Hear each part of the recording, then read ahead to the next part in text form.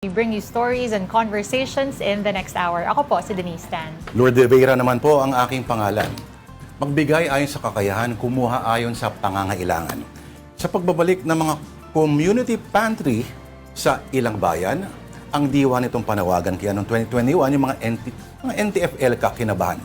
Pero si Karl Marx daw ang pinagmulan, ang tumulong sa kumakalamang tiyan by instant kalaban na ng bayan. Pero may matagal lang nauna dyan sa Book of Acts mula sa banal na kasulatan at wala na mas radical pang pinagmulan. Si Jesucristo ang kanyang pangalan. Ng tunay na pasaway na yan. Kaya dito ka na sa programa na hindi pwedeng ma-red tag kahit slight. Kami po ang Afternoon Delight.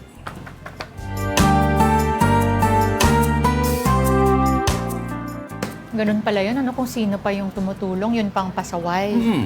Ang magmahal sa bayan, patay kay palparan, ayon ng isa.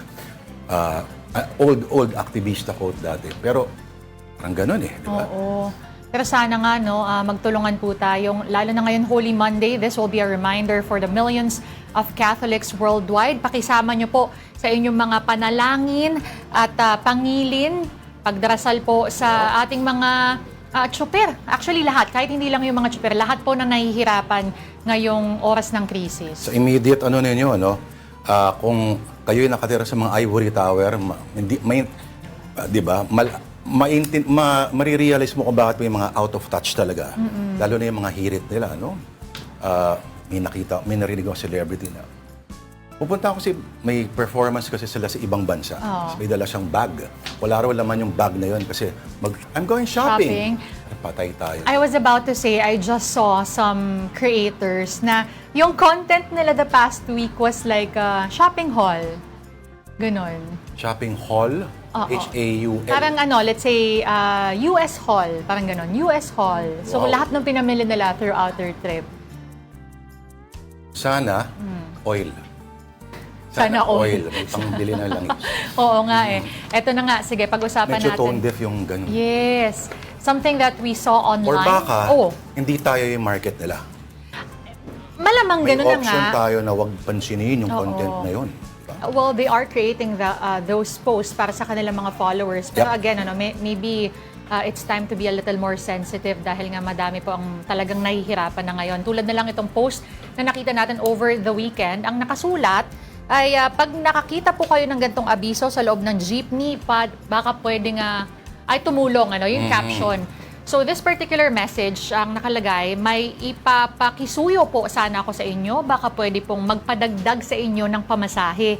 Kahit magkano lang po yung bukal sa loob nyo. Kasi po hindi namin kaya yung laki ng diesel namin at halos barya na lang ang naiuwi sa kada biyahe.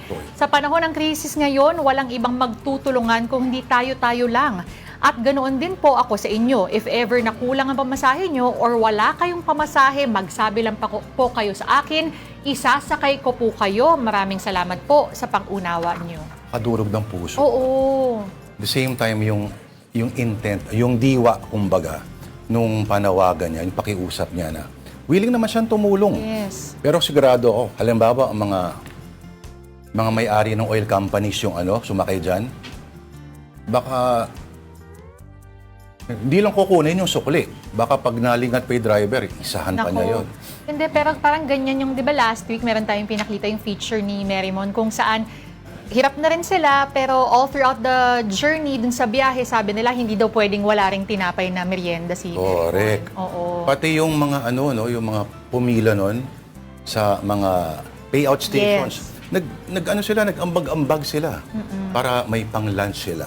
So, kung may extra po tayo dyan, alam sa mga nagpapadeliver sa, yung mga apps. Yung mga food delivery. Nagulat ako kasi, di ba may option minsan na parang something for your rider? Oo. Parang sobrang nasanay na yata sila na lahat ay papunta sa pagbibigyan at hindi sila sanay na may nagbibili para sa kanila. So parang binigay niya, hindi para sa sinabi ko para sa Kuya Seo to. Parang sa panahon ngayon, alam niyo yung isang maliit na burger na kahit sabihin mo, burger lang, walang mga fries.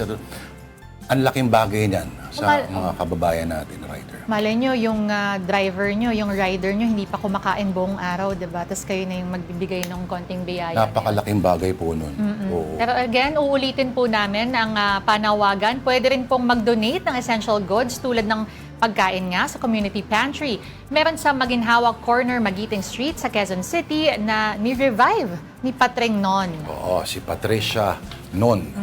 At para yan sa mga mamang tsuper na hilahod na dahil sa napakataas na presyo ng langis. At ang suggestion nga ng iba, ito pa, baka pwedeng nilagang saging o saba at itlog para hindi na kailangang magluto at ready to eat. Na wala nang poproblemahin kumbaga ang ating mga kababayan. Pamatid gutom lang. Pero sana fresh na luto para hindi naman sumama ang mga tiyan ng ating mga drivers. Correct. May isa pa pala ako naalala, partner. Yung gasoline attendant, no, na tinakbuhan ng hayop niyang customer, ipapabayad kasi sa kanya yon, ano, nung may-ari ng gasolinahan. Alam mo yung mga netizens, may mga netizens na nag-pitch in sila para makover kung bagay mawawala doon, pinapabayaran doon sa gasoline attendant. Pero grabe, no? Meron kayong sasakyan, meron kayong... And yet, naaatim niyong gawin yon sa ating mga kababayan. Pare-parehas lang tayong nahihirapan. Baka nagmamadali sila. Talaga ba? Papunta sa mga engineering offices nila. Ay, teka lang. Ibang O usapan O yan. baka sa batasan. Dumako na tayo ngayon sa ating mga live reports. Devotees have started to flock to the Quiapo Church in Manila's Holy Week observances begin. And for the latest, we have our mobile journalist, Daniel Dayo. Daniel, okay. Medyo manipis pa ang mga tao dyan. Epekto ba yan ng taas presyo ng gasolina? Yes, good afternoon, Lord and Denise. Nagsimula ng pumunta dito ang ibang mga deboto dito sa Quiapo Church para sa Lunes Santo at Semana Santa. Pero bagaman makikita na medyo manipis nga yung tao dito, pero hindi pa kasi nagsisimula ang misa, Lord and Denise. So kanina marami ng tao nung after lunch at ngayon ay makikita natin nag-iipon pa rin ng tao ang Quiapo Church. And as of now, ganito ang sitwasyon dito, no? Pakita ko lang sa inyo. Ayan. So, ito ang Quiapo Church ngayon. As of now, wala pa nga masyadong tao, pero may mga deboto na katulad ng gumagawa ng bisita iglesia. At ngayon nga, ay meron tayong makakausap na deboto na matagal na dito sa Quiapo Church. Ito po, ayan, sir. Sir, kamusta po kayo? Ay, okay naman. Okay na. Yun na po bang panata ito or matagal na po ba kayong deboto? Teka, nag-umpisa ako rito as a acolyte, 1953. Tiruan kami kung paano mag-serve ng misa, Latin pa noon, Vatican I. So, nung nagano ko rito, dahil father ko dito rin sa Quiapo, sa kay lolo ko, member sila rito, nawili ako dahil may mga kasama din akong mga youth noon. Okay, sir. Matanong ko lang po, naapektuhan po ba kayo ng oil price hike dito sa pag-sisimba nyo ngayong Holy Week? Oo, dahil sa pamasahe, una-una distance mo, Quezon City ka, tapos pag may mga ganyang mga activities, pinakailan nandito ka dahil meron kang gawain. Sir, ngayon po sabi nyo naapektuhan kayo, pero bakit pinipili nyo pa rin po na umattend everyday? Sabi nyo nga po kanina. Kasi bilang kung meron kang debosyon, tungkulin mo. Kaya nga, mahirap man, pero parang tulong mo rin. At saka bilang meron kang kaya dito, yung pananalig mo sa kanya, ginagawa mo. Maraming salamat po, sir. Alright. Okay. So, Lord and Denise, kanina nagsimula ang misa ng alas 5 ng umaga at matatapos ito ng 8 p.m. Pero bukod pa nga sa misa, no, may mga nakausap din akong kapatid natin kanina na nag-drop by lang dahil meron silang trabaho o dahil estudyante pa sila. Pero kanina nga nakwento ko sa inyo na merong mga grupo-grupo na galing pang Batangas, Nueva Ecija, Pampanga at Cavite. At syempre, hindi ko ma-achieve na hindi tanong sa kanila na kaya pa ba ng budget bigay ng mataas na nga ang presyo ng produktong petrolyo. At ang sabi nga nila, kagaya ng sagot ni Mang June, ay kasama talaga ang sakripisyo at kasama yon sa ginagawa nilang debosyon ngayong araw ng Semana Linggo ng Semana Santa. So, bukod pa dong sa informasyon na sinabi ko, Lord and Denise, no, tuloy daw ang prosesyon sa gaganapin na Biyernes Santo. Pero gaganapin yon ng 12 a.m. ng madaling araw at inaasahan na 10 a.m. makakauwi ang itim na Nazareno. So, yun.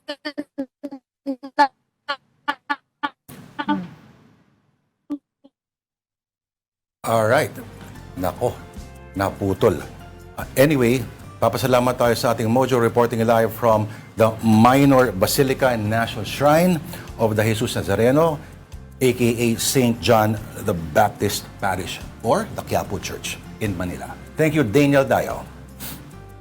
Right, Christian, Catholic or not, tradisyon na sa mga Pinoy na samantalahin ang mahaba-habang Holy Week break para makasama ang mga pamilya. Ito na ulit, ang panahon ng biyahe na sa PTEX o ang Parañaque Integrated Terminal Exchange ang nagbabalik sa PTEX. Ang miss na siya na sigurado ako ang ating mobile journal, Evan Tarinque. Evan, okay, may mga ticket pa ba dyan o nagkaubusan na? Pops Lord Denise, mga oras na nandito, no, may kita sa aking likuran, kahit papano, no, maluwag na maluwag pa rin yung mga pasilyo dito sa loob ng terminal. Ito actually, no, during ganitong season talaga actually, no, Pops Lord Denise, talagang usually shoulder to shoulder na yung dami ng mga tao. Pero dito, ikot natin konti, no, para makita natin yung current situation, maluwag na maluwag pa rin. Gaya nung nakasanayan natin, pag maraming tao, uwian talaga. Etong parting ito ng terminal, makikita natin halos puno na ng tao. Pero ngayon, makikita natin so far, marami pa rin yung mga bakanteng upuan na pwedeng maupuan ng mga kapatid natin na sasakay dito ng kanilang mga bus pauwi ng kanilang mga probinsya. Pero so far, itong Gate 5 kasi na ito, Pops Lord Denise, alam naman natin, dito marami yung mga pasaherong nag-aantay. Pero ngayon, wala masyado, no? Ayon sa pamunuan ng terminal, expected daw na baka sa Wednesday pa talagang hahaba yung pila ng mga pasahero dito, no? Dahil yun nga yung parang last day bago nga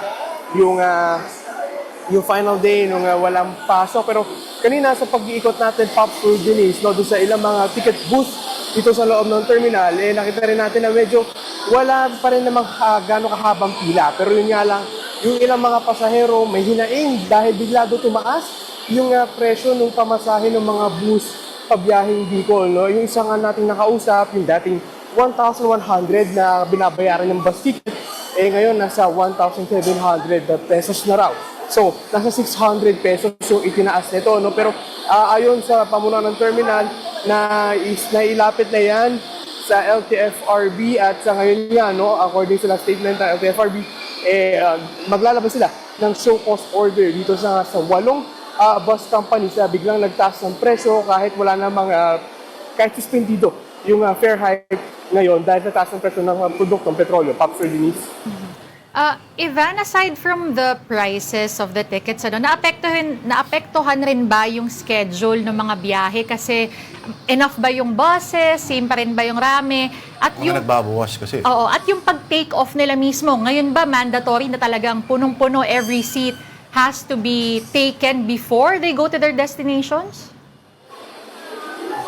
Denise, so far, no, according nga doon sa last na natin nakuhang datos, no, nagbawas ng biyahe yung mula dito sa terminal, yung mga biyahe papuntang Batangas, Nueva Ecija at Pampanga. No? So sila yung mga nabawasan ng biyahe. Pero inassure naman tayo ng terminal officials na kung sakali man daw dumating or dumami bigla yung mga pasahero, ready naman daw sila. No? Dinagdag pa nga nila na nag-release na ng 1,200 na special permits ang LTFRB para nga bigyan or maging suporta kung sakali mga biglang kakailanganin ng additional support yung mga buses dito sa loob ng terminal. Pero ito yung isa sa tinitignan nila ngayon dahil nga medyo so far kasi ngayon medyo konti pa yung pasahero. Kaya ang nangyayari, yung mga bus na bago umalis, pinupuno muna nila. So nagkakaroon ng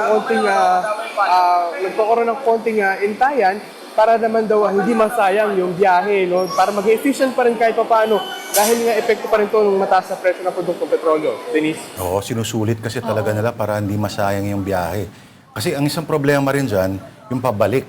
That's right. Oo, kung mapupuno mo ng ganun yun, alam ka naman tumambay lang yung bus doon, di ba? Anyway, Ivan, would you know kung may mga areas, kasi alam ko, no, mga hanggang Bicol, di ba marami mga renovations sa ginagawa, mga repairs along yung Maharlika Highway. Yung mahabang highway na tumatago sa buong Pilipinas halos. May pagkakaalam ka ba na may mga potentials for slowing down ng mga areas kung ayon sa mga PTEX bus officials? Sa ngayon, Pops Lord, wala pa namang ganyang aberya na nangyari. Alam mo naman, I believe last year, nangyari ito kung saan nga nasira yung Andaya Highway, no?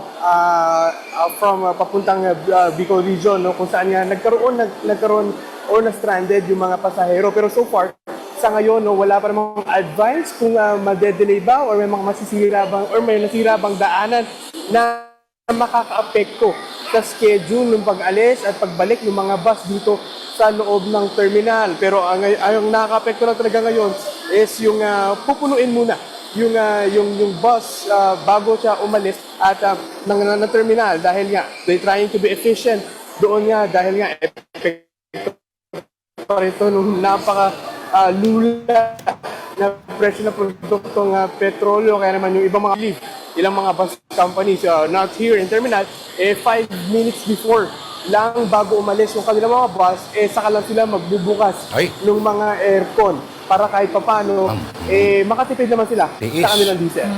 Tiis lang konti. Evan, hindi pwedeng hindi tanongin to, no? Meron pa rin ba tayong mga kababayan na nagdadala ng mga the usual na hindi pwedeng isakay sa bus tulad ng sofa, mga cabinet, mga tangke ng gasol, lalo na ngayon may sense yun. Hanggang ngayon meron pa rin. Wow, ayos. Anyway, maraming salamat sa ulat mo mula po sa PTEX, ang ating mobile journal, Ivan Tarinque.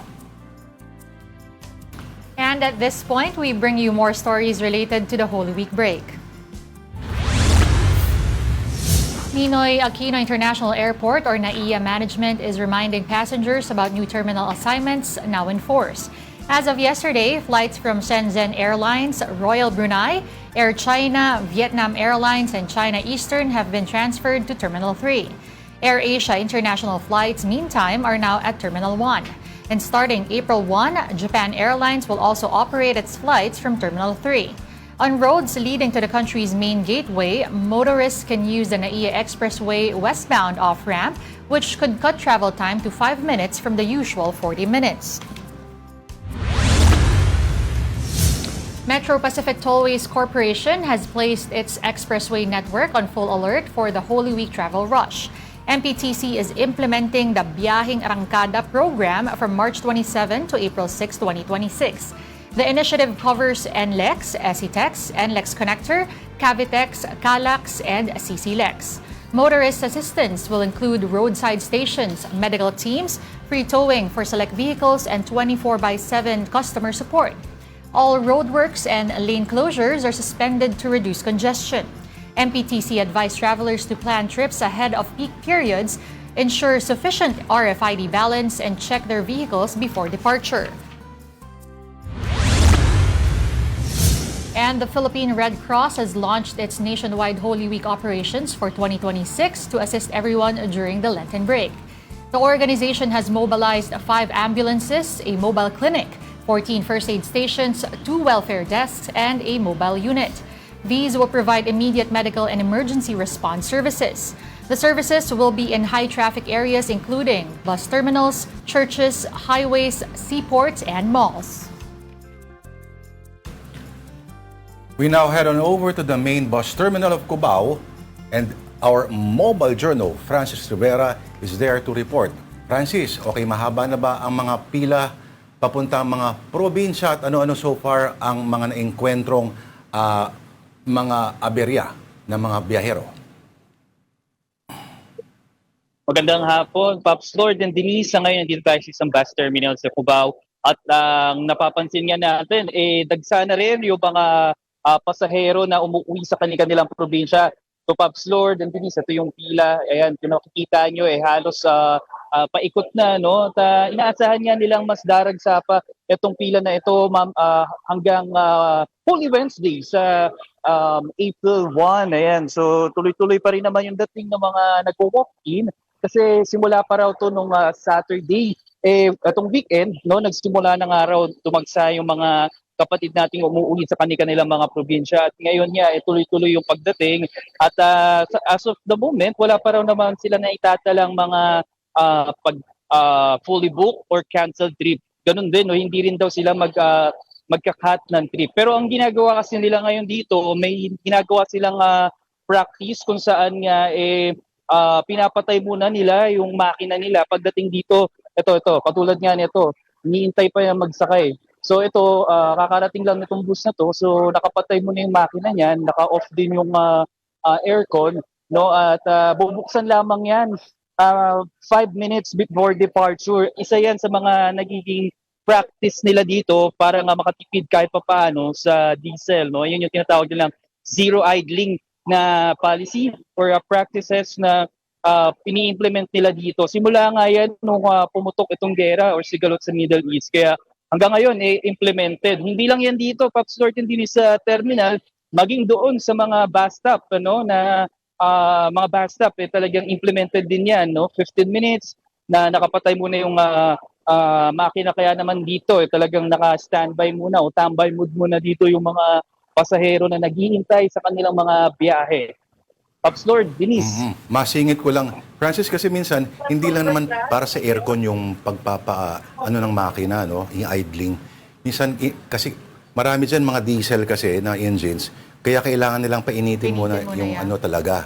yung makina para mag-circulate yung oil, no? Pero, ano yung tanong mo kay Francis? I wanted to know lang, Francis, kung dyan ba may naitalakang kaso na may delay sa mga biyahe, as well yung mga nagtataas ng presyo. May mga nakakwentuhan ka ba dyan?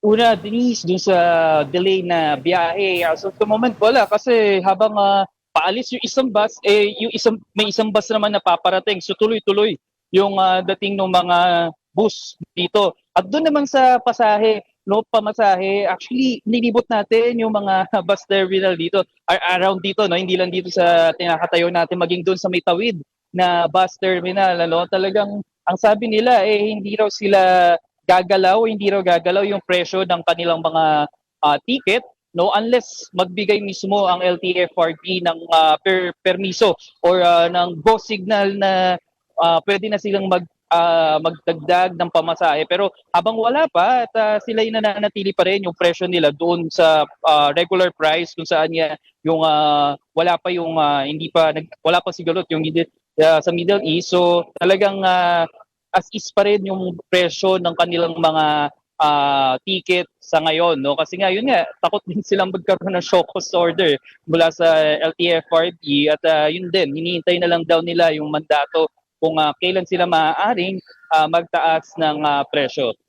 Pops Lord, Denise. Maraming salamat sa iyong update. Mobile Journal mula sa Cubao, Francis Rivera. Okay, time out muna. Marami pa kaming balita at kwento sa inyo at magbabalik po ang Afternoon Delight. This is AP News Minute. A top Iranian official warning the U.S. against any ground invasion as regional diplomats meet in Pakistan in a push to end the war. Meanwhile, Pakistan's foreign minister says they will soon host direct talks between the U.S. and Iran. Prime Minister Benjamin Netanyahu announcing that Israel will widen its invasion of southern Lebanon. The Lebanese health ministry says that the death toll from the ongoing war between Israel and Hezbollah is now over 1,200. Authorities say severe flooding, a landslide, and thunderstorms in parts of Afghanistan left at least 17 people dead and 26 injured, with more heavy rainfall forecast. Jerusalem's major holy sites are shuttered ahead of Passover and Easter as the Iran war enters its 5th week. A Palm Sunday procession that normally sees tens of thousands of Christians walk the streets toward the Old City was canceled.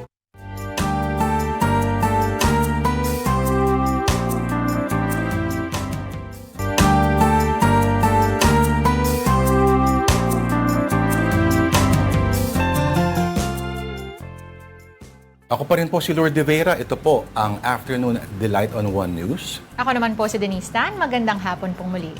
Alright. On to more news. The members of the Kalusang Bayan Kontra Corakot lodge a complaint against 2 former Marcos cabinet members. And our Mojo Arles de los Santos is at the Office of the Ombudsman for the details. Arles, itong grupong KBKK o Kikilugsang Bayan kontra Kurakot, sino mga bumubuo nito at ano yung kinaso nila doon sa dalawang former cabinet officials? At sino-sino sila? Lord at Denise, actually isa lamang itong KBKK sa mga grupo na naghain nga ng reklamo dito sa Office of the Ombudsman kaugnay sa dalawa ang dating kabahagi ng gabinete ni Pangulong Bongbong Marcos Jr. Actually kasama din sa mga naghain kumbaga meron iba't ibang mga grupo and then yung kilusan yun yung parang combined nila. Medyo malakas lamang yung hangin dito.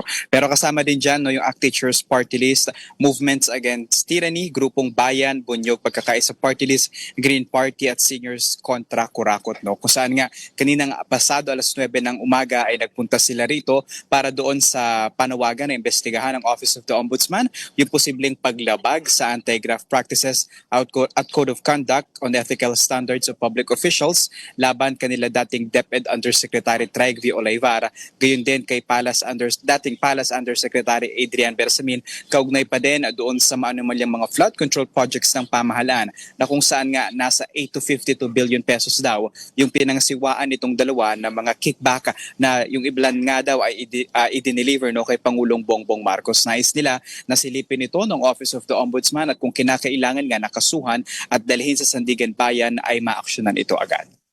Okay.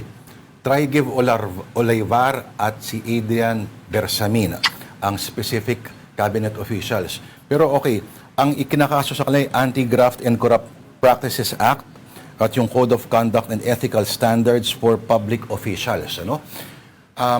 Nako, so ilan na ba so far yung mga pending na investigasyon sa Ombudsman at ano na kaya update doon sa mga nauna? Lord, hindi natin na alam kung ilan yung eksaktong bilang pero at least doon sa update, ayon naman sa Office of the Ombudsman, pagkapasa at pagka-receive nila dito ng kanilang mga reklamo ng mga any complainant ay syempre tinitignan at iimbestigahan nga ito and then kung kinakailangan aksyon yun. Pero sa ngayon wala pa tayong nakukuhang update mula doon sa mga naunang kaso kahit nga doon sa impeachment yung graft cases and malversation cases kay Vice President Sara Duterte ay wala pa rin tayong update hanggang sa ngayon. Pero patuloy naman daw na umaaksyon at tinitignan ng Office of the Ombudsman yung mga kaso at mga reklamo na ibinibigay sa kanila. Okay, Arles, sorry. Madami na kasing nagtataka, sinasabi ng taong bayan, last year pinag-uusapan to, but where are we right now exactly? Actually, Denise, that's a good point na last year pa ito pinag-uusapan kasi if we can remember, September 2025 nung nabanggit nga itong si Bersamin at si Olayvar, kasama nga dyan actually yung affidavit niya sa mga pinasa nilang pruweba or ebidensya rather, yung affidavit ni dating DPWH Undersecretary Roberto Bernardo na kung saan sinasabi niya nga na yung 52 billion pesos na parang project ay kasama sa mga mismong hinawakan niya at kahit siya mismo ay nagdala nga ng kickback kay Olayvar, at least ayon doon sa affidavit na ibinigay at kabahagi ng ipinasa dito sa Office of the Ombudsman. At gayon din na yung video na sinasabi ni resigned Congressman Zaldico na yun nga yung 100 billion pesos worth of project insertions. Pero Denise, kung nasaan na nga ba tayo, ayun din ang malaking katanungan ng mga grupong ito na naghain ng reklamo. Kasi ngayon March 30, bukas March 31, yun yung huling araw na Independent Commission for Infrastructure sa kanilang operasyon. Ayon sa kanila, sa pagtatapos ng operasyon ng komisyon na ito ay wala namang napakulong na malaking mga personalidad. Kaya umaasa sila na sa paghahain nila ng reklamo dito sa Office of the Ombudsman, maaaksyonan at matitignan kaagad ito.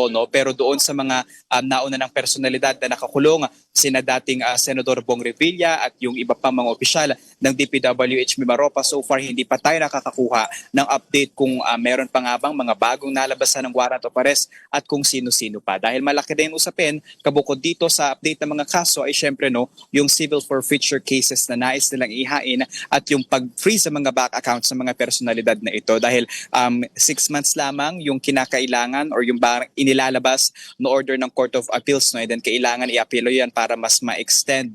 So it's a very, very long and napaka-intricate na topic, at least for the progress of the flood control scandal. ICI, we hardly knew you.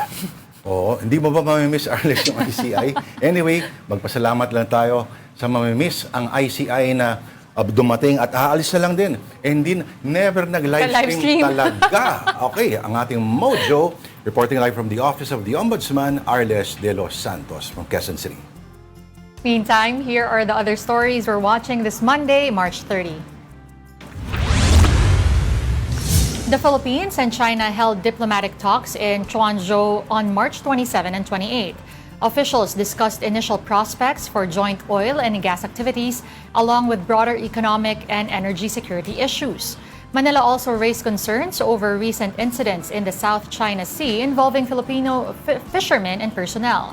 It also reiterated the need to uphold international law, including the United Nations Convention on the Law of the Sea. Petron Corporation said it has secured 2.48 billion barrels of crude oil from Russia. The supply is seen to help boost fuel inventory through June and was sourced as an extraordinary measure after other options were exhausted. Petron warned that a lack of crude supply could lead to refinery shutdowns, which could trigger fuel shortages, price increases, and transport and economic disruptions. Diesel prices could surge again by up to 12 pesos per liter starting tomorrow, according to an industry source of the Philippine Star. This may push regular diesel above 140 pesos per liter and premium diesel beyond 150 pesos. Gasoline prices, meantime, could get more expensive by up to 3 pesos. President Bongbong Marcos said the new Cavite C5 Expressway Segment 3B will be toll-free for the entire month of April. The president said the project will help ease traffic and cut travel time between Taguig and Parañaque from about 90 minutes to just 15 minutes. Marcos added the new segment is expected to improve access for motorists from Cavite and support economic activity amid rising fuel costs linked to Middle East tensions. And the Department of Labor and Employment has set aside 1.2 billion pesos in aid for workers most affected by high fuel prices. The funds will be used for the Tupad and Dole Integrated Livelihood Program targeting transport workers, farmers, fisherfolk, and overseas Filipino workers.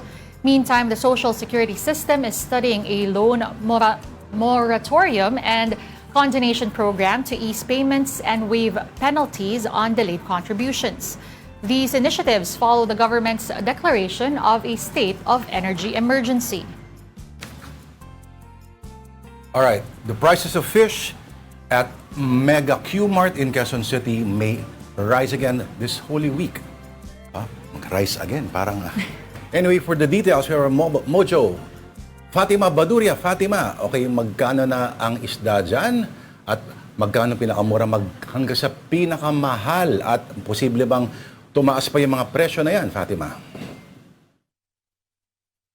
Lord, Denise, sa ngayon, no, wala pang pagtaas sa presyo ng mga bilihin dito sa Mega Q-Mart simula noong nakaraang linggo.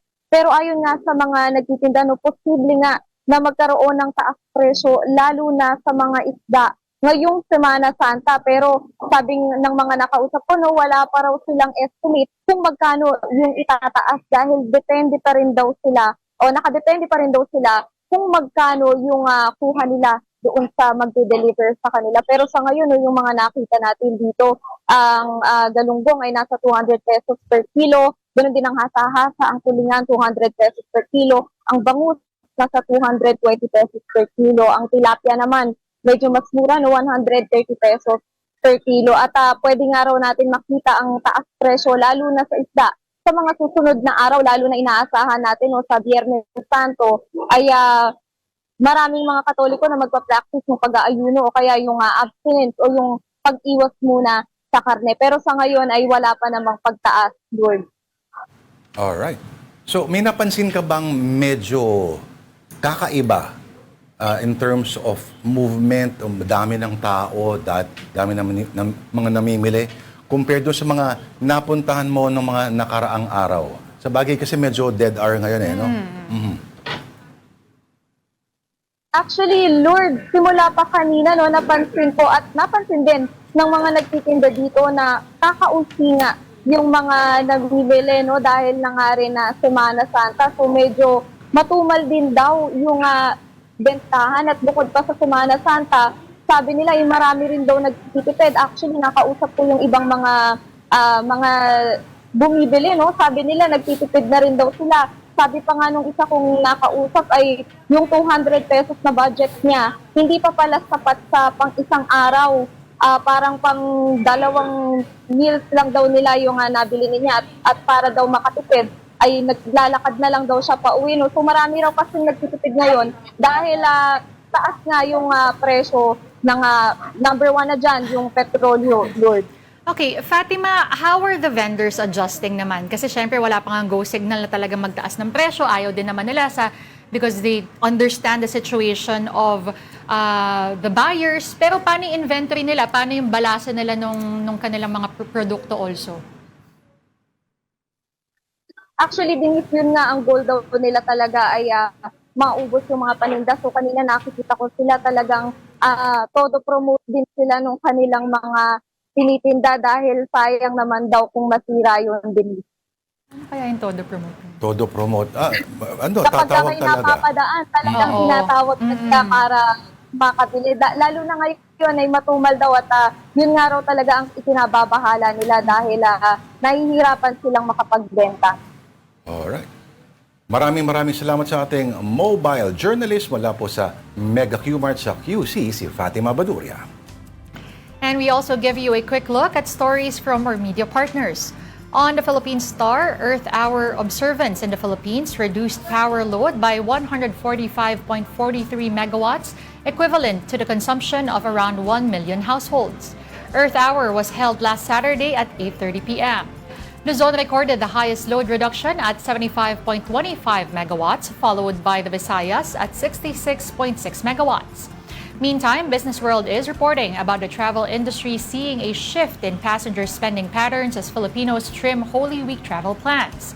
Many are ditching non-essential splurges, opting instead for cheaper alternatives, especially on leisure activities. This belt-tightening is due to high fuel costs and a weak peso, leading to smaller budget and shorter trips. For more details of these stories, you can visit the social media pages of the Philippine Star and Business World. Do check out as well the social media platforms of One News PH for the very latest news. And down south, Central Visayan leaders continue to look for ways to cope with the ongoing energy emergency. And for details, we get from our man in Cebu, Dale Israel. Dale, come in, Dale. Parang wala pa si Dale. Oo nga eh. Oo, parang nainitan yata si Dale. Kailangan niya magpalamig muna. Pero talagang walang spared talaga dito, no, partner? Lalo na with the news na posible na naman magmatagtaas bukas ang presyo ng petrolyo. Talaga. Pero buti na lang, kaka-birthday lang ng father ng kaibigan natin na si Paul Tsukimata Songsong na nag-birthday noong March 28, ka-birthday ni dating Pangulong Digong. Pero mas magandang lalaki ito. Happy birthday po kay Paul Tsukimata Songsong. Happy birthday po sa inyo. Hindi naman na ng anak niya yung gandang lalaki niya. Ay, ganon? Mamaya Sorry, JP, pag-usapan natin yan. During the break, again, this is Afternoon Delight on One News. We just need another breather. We'll be right back.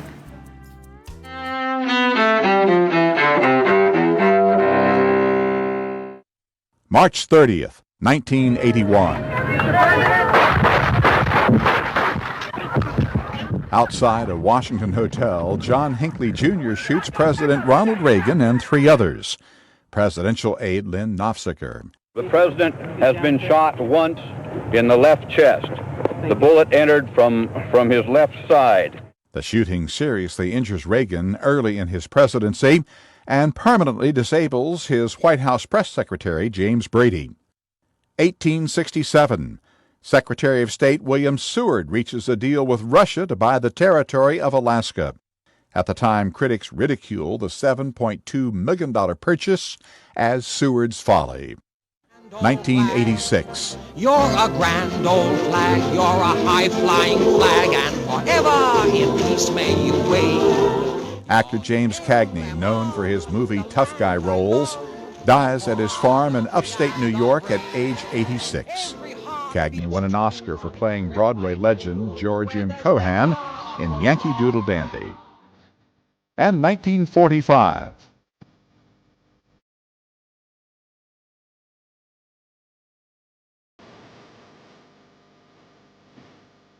British rock musician Eric Clapton is born in Surrey, England. Today in history, March 30th, Ross Simpson, The Associated Press.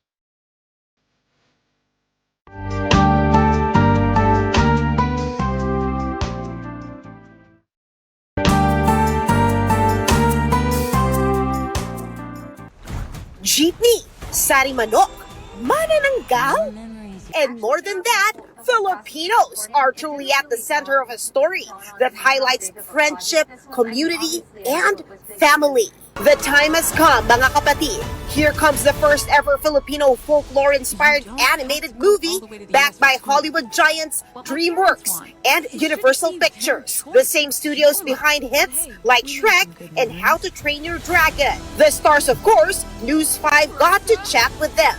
Our very own Liza Soberano as Raisa, and Grammy Award-winning Filipina Her as Joe. An unbreakable bond between two friends is put to the test in Forgotten Island as these high school graduates face separate paths in life. But in the middle of it all, they are suddenly transported to the mythical island of Nakali, a world filled with Filipino mythical creatures. And Lea Salonga lends her voice to the Manananggal. That was pretty insane. I mean, we had separate first sessions with Joel and Januel, which was pretty amazing and so much fun. And I feel like at that time, I was so excited about the world, but I didn't fully know what I was getting into. And I think that was so exciting.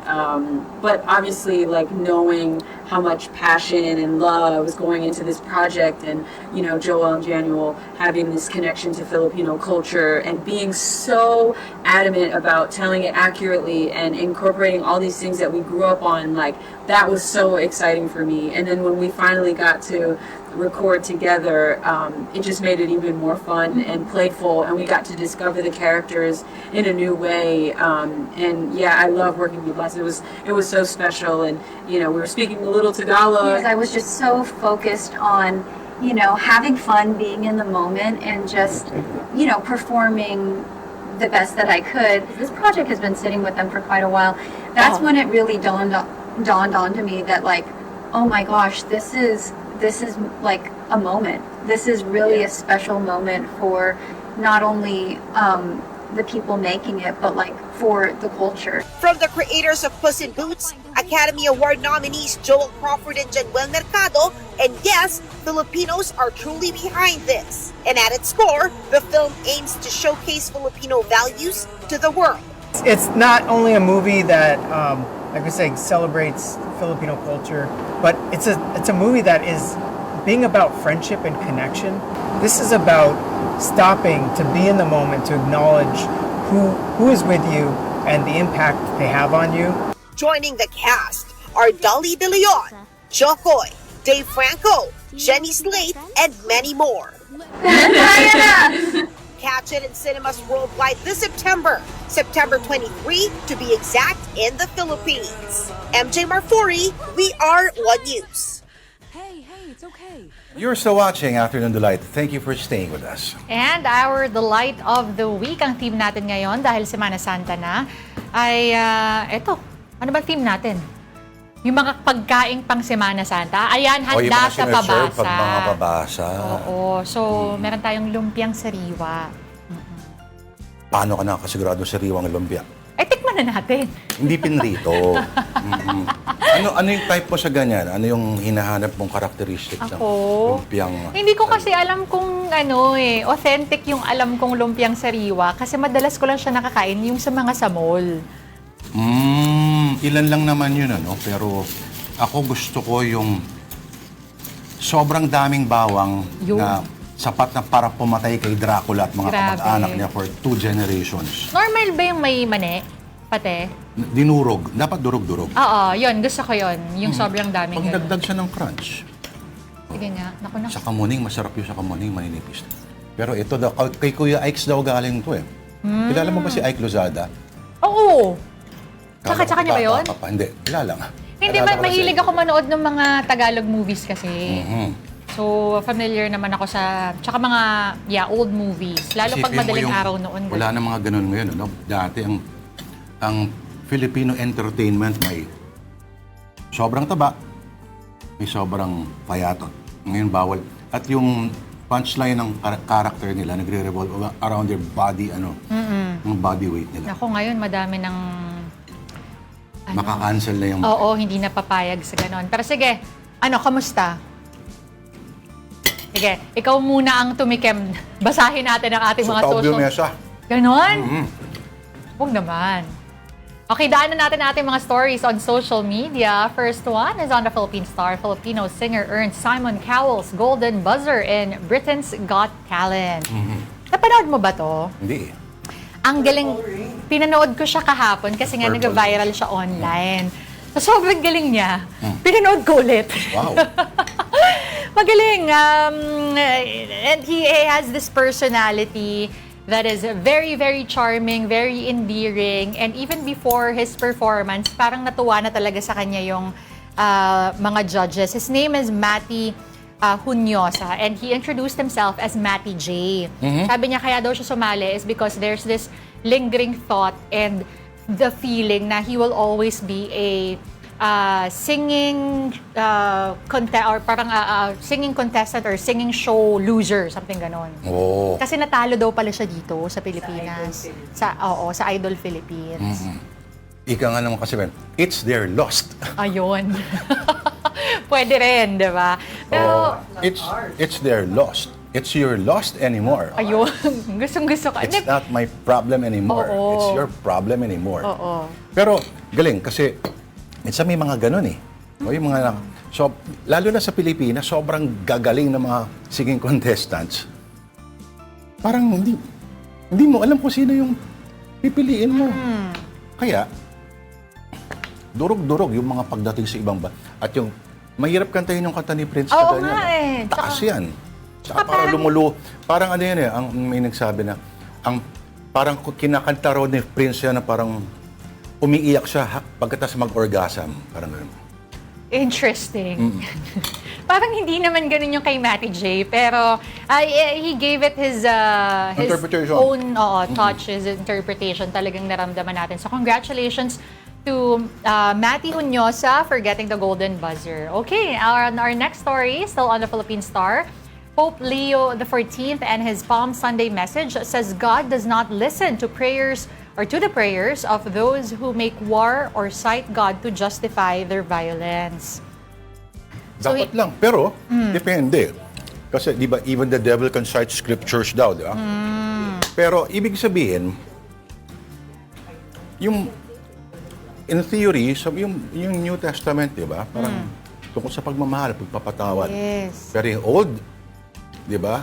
Napakaraming Bible verses on warfare. In fact, marami pa mga Santo Papa noon, mga 1500s, na mga sundalo din. Advocate pa ng giyera. Halimbawa na lang dyan. Si Pope, pangalan nun? Yung isang Pope na Medici. Yung Pope Urban II, no? Siya yung nag-initiate ng Crusades. Siya yung nag-initiate ng pagbawi ng Holy Land from Muslim control.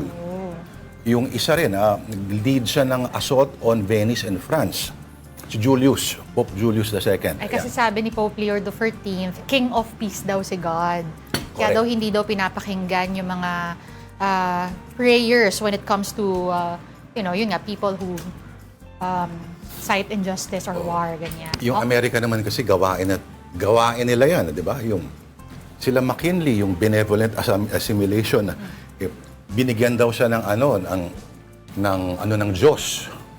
Kinausap daw siya ng Diyos, binigyan siya instruction na sakupin yung mga bansa at para ma-enlighten itong mga Indio na Nako. Tapos, medyo ganyan, di ba? In theory, ginagamit nila yung religious na para manggera. Hindi yan bago, hindi yan bago. Well, sana ngayon Pero hindi galing kay Pete Hegseth kasi lasenggo yan dati. Okay. I was gonna say, in this, during this Holy Week, pagdasal na lang po natin, peace for everybody, ano? Okay, on the Philippine Star via Joyful Wellness, a very interesting article on doom scrolling, Lent, and the recovery of the soul. Ba? Recovery, but ano ba yan? Either nawala ang soul o nabugbog at nasugatan. Nabugbog? Hindi nung binabasa ko kasi, medyo mahaba yung, well, di naman sobrang haba, pero parang may sinasabi dito na, the first thing that you do when you wake up is you have this habit of looking at your phone, endless consumption. It's not, you kind of justify it as being updated and being informed, but really, it's you being continuously stimulated. Parang nandun na, no? And before you even have a time to breathe, have a time to pray in the morning, parang nauuna na kagad yung mga kung ano-anong klaseng content. Ano ba dapat? Paano kung bahagi ng trabaho may telepono? Actually, mahirap yun. Pero as with everything in life, diba, kailangan may balance lang talaga. Moderation is key, sabi nga nila. Bago matulog, patay mo na yung phone. Uy, effective yun. Before kasi, natutulog ako na, magsiscroll ako at sabihin ko, sige hanggang makatulog ako, pampatulog ko to. But now, it's more effective, binababa ko yung phone ko. Correct. And then I tell myself, oras na matulog, ganyan. Tsaka, ano pa mahanap mong bago doon? Lalo na sa social media. Titingnan mo na naman, sinostalk mo na kaibigan mo. Ganyan. Yung pa rin naman yun eh. Hindi ka pa rin mamahalin nun kahit kailan. Ganun ba yun? Oo. Wala na, nakalimutan ka na nun. Siguro kung balita Move pwede on. siguro. Move on na. Move on na tayo. Huwag nyo nang isipin yung Ang mga... transition yan. Oo.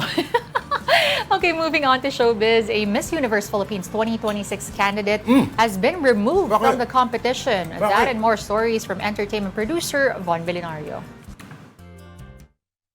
Kinumpirma ng Miss Universe Philippines sa isang statement na may kandidata silang hindi na pinayagang tumuloy sa kompetisyon. Hindi sinabi kung ano ang issue. Pero ilang beses na raw silang nagpadala ng verbal at written guidance, pero nagpatuloy pa rin daw ang kandidata sa mga gawaing hindi tugma sa standards ng organisasyon. Hindi pinangalanan ng MUPH kung sino ang kandidata, pero kumakalat ang pangalan ni Miss Kalibo Aklan, Imelda Schweighardt. Wala pa siyang direktang tugon sa issue, pero sa isang social media post, may binanggit siyang temporary noise at resiliency. Tuloy rin daw ang kanyang journey. Abala si Miss Universe 2018 Catriona Gray sa kanyang advocacy for women empowerment. May advice siya sa mga kababaihan tungkol sa pagiging authentic, lalo pat galing siya sa mundo ng pageantry na punong-puno ng pagkukumpara. Don't compare yourself to anyone because comparison is the thief of joy. Just continue to navigate by your values and try to find joy in what you do. Sugatan ng Itbulaga host na si Wally Bayola matapos sumemplang ang kanyang motorsiklo sa Andaya Highway, Camarines Sur. Papunta raw si Wally sa Naga City para magbakasyon ngayong Semana Santa nang sumemplang siya sa malubak na kalsada. Ayon sa TVJ Facebook page, maayos ngayon ang kalagayan ni Wally na nagtamo ng mga sugat at bukol. May handog na libreng sakay ang upcoming kapatid seryeng My Best Friend Eman. Ngayong araw at bukas, March 30 at 31, may free ride sa rutang SM Fairview papuntang PITX pabalik. May 2 round trip kada araw. Bida sa My Best Friend Eman sina JM De Guzman, Shaina Magdayaw at Ay de las Alas. Pinarangalan ng ilang mompreneurs sa taunang Gawad Madiskarte Award ng PLDT Home. May cash at trophy ang mga madiskarting ina at negosyante para sa Startup Division Diskarting Angat. Meron ding award sa Scale-Up Division ng Diskarting Angat. May nagwagi rin sa mga kategoryang Startup Division Diskarting Eco-Friendly at Startup Division ng Diskarting Puso. Habang Mompreneur's Choice Award sa Diskarting Fiber Biz winner si Ram Bigo. Pinili ang mga nagwagi dahil sa husay nila sa paggamit ng diskarte at teknolohiya para sa kanilang mga negosyo. Lahat sila gusto kong manalo. Kung sana ako nagbibigay ng award, lahat sila winners. Kaya nahirapan ako. Kasi lalong-lalo na yung mga pinagdaanan nila to. Very inspiring yung stories nila. Talaga naman from humble beginnings to hearing their success story. We're hoping to roll this out to even more areas. It's a nationwide effort pero we want to parang push more sa mga vismin. At binabati natin ang lahat ng nanonood sa Afternoon Delight via live streaming on Facebook, YouTube, and TikTok. Ano ang sabi ng iyong non-premium YouTube, Denise Tan? Kailangan tipid tayo ngayon. Teka lang, unahin natin sila Tita Rodel, Tita Jane Catapia. Hello po, thank you for watching us every day. Rodel Alcantara, galing Novaliches. Oh, greetings from California Republic. Marion Laja, no kings, sabi niya. No kings. No kings. Digital Womp, good afternoon. Elmo Cardenas, hello Ma'am Denise. Pops Lord, sabi. Tama yan. Alam nga ng PAP-S. Sabi ni 7 Samurai 854, lumpia sa Globe Building, Quiapo, masarap daw. Tama ka daw. Paano kung si Ma'am Denise ang stock ng mga boys, Sir Lord? Sabi, tanong ni Rodel Alcantara. Ha? Stock ninyo hanggang gusto ninyo, walang mangyayari sa inyo. Maniniwala kayo. Sabi ni Mike Policarpio, mapagnilay na Lunes sa ating lahat. Oo. Sabi ni Parallax Serving Realty, lalo na yung lumpiang ubod. Tapos yung pabalat made from egg white. Wow! Parang, ano ba ginagawa na iba? Yung pang lumpia talaga. Ito yung parang egg crepe Okay, sino pa? Alex Fuentes. Meron nag-post, wala ko pangalan. Okay. Si Renz Matienza also watching us. Good afternoon to everyone daw. Okay. Sige, that will have to do it for us. It's Holy Monday, March 30. Thank you for watching Afternoon Delight. Ako po, si Denise Tan. Join us again tomorrow, 2 p.m. Ako po si Lord De Vera, kapatid. We are one news. All sides, all the time. Enjoy the rest of your Monday.